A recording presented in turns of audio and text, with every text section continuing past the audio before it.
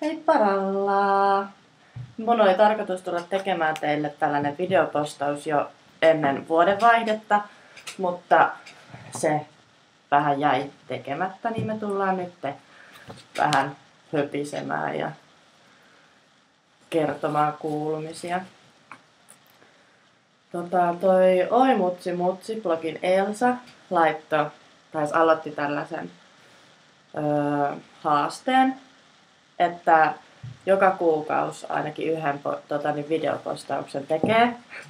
Ja mä ajattelin myös ryhtyä tähän, että ainakin kerran kuussa tulisi jonkunlainen videopostaus. Tietenkin, jos nyt siltä tuntuu, niin voi tulla useamminkin, mutta ainakin kerran kuussa mä lupaan näin heti uuden vuoden alkajaiseksi. Meillä oli uusi vuosi meni ihan kivasti. Me syötiin herkkuja ja katsottiin parvekkeelta raketteja ja sitten mä menin illalla kavereiden kanssa ulos ja Väinö meni sitten mun äitin kanssa ampumaan raketteja. Oliko sulla Väinö kivaa siellä? Sä et näy nyt Väinö tässä kuvassa. Oliko sulla kivaa siellä? Mua pelotti. Mikä sua pelotti? Kun ne pojat ampuu kovaa. Niin, Väinö ei oikein tykännyt noista raketeista, kun niistä kuului niin kova ääni.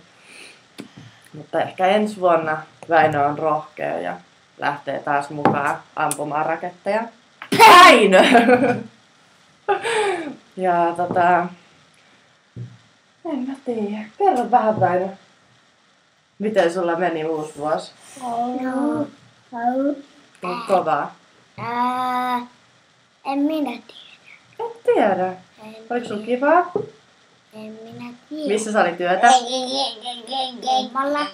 Oliko kivaa mummolla? Joo, mä katsoin pelivideoita ja ohjasin ohjaimia. Pelivideoita ja ohjaimia. Ai! Älkää tapelko.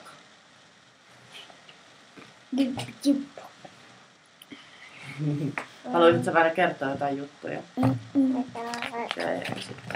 Tosiaan, uusi vuosi ja uudet kujeet. En vielä osaa kyllä tarkalleen sanoa, että mitä tää niinku blogissa meinaa, mutta ehkä jotain uutta saa ehdottaa. En ole hirveästi miettinyt asiaa muuta kuin siltä kannalta, että haluaisin niinku jatkossa tehdä tätä vähän rennommalla fiiliksellä. Tai tuntuu, että välillä on ottanut niin hirveätä stressiä ja sitten siinä mukana on kadonnut kokonaan intois tehdä koko juttua. Ja välillä sitten taas into on ihan niinku, vois vaan koko ajan päivittää, mutta sitten tulee näitä tällaisia muutaman päivän pausseja, kun ei vaan jaksa tai ei kerkeä oikeastaan. Ja en tiedä. Vähän rennommalla fiiliksellä tää. Mulle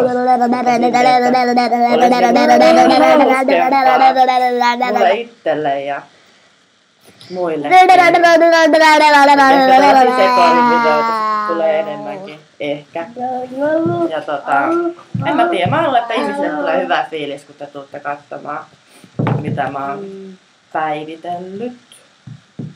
Ja ainakin siitä tulee, kun mä kerron teille vähän mun hiusten värjäämisoperaatiosta. Mä tosiaan olin melkein 2 vuotta värjäämättä hiuksia ja tyhmänä menin sitten muutama päivä sitten heittämään blondivärin ja ei ole kehumista. Se oli ehkä mun yksi elämäni tyhmimmistä jutuista, mitä mä oon ikinä tehnyt.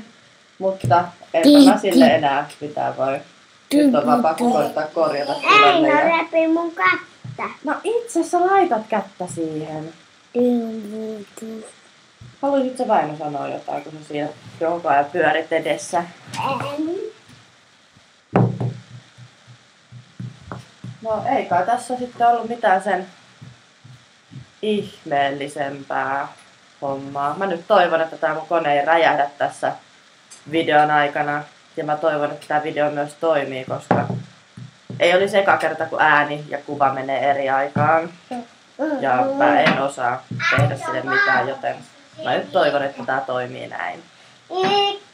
Väinö, tuppas tänne takaisin. Ei ympäri puhu. Nyt lupaa sanomaan, että heippa ja hyvää uutta vuotta. Heippa, hyvää uutta vuotta. Hei hei, et se on mun puhelinta. Moikka. Tapa. Hei.